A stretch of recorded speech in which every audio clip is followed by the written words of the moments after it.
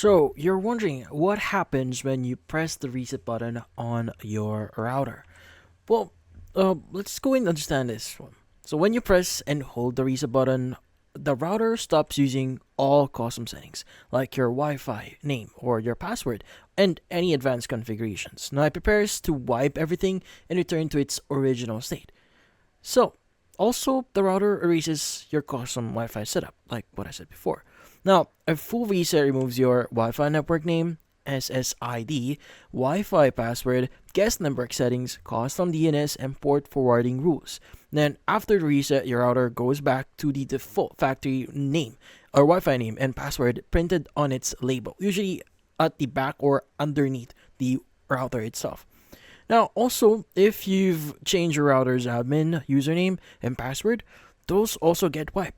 So after the reset, you'll need to log in using the default username and password of the admin or the printed on the router itself. Depends on your router. Yeah.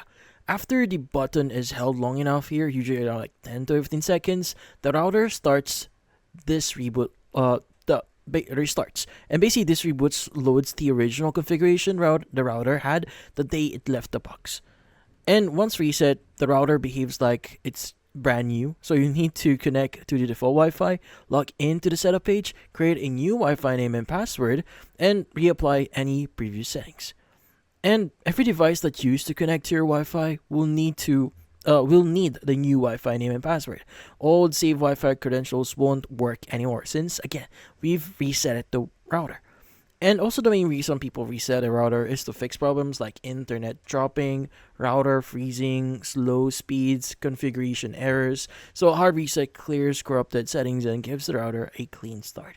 And that's about it. So hopefully this video was able to help you like and subscribe to our channel. Thank you for watching.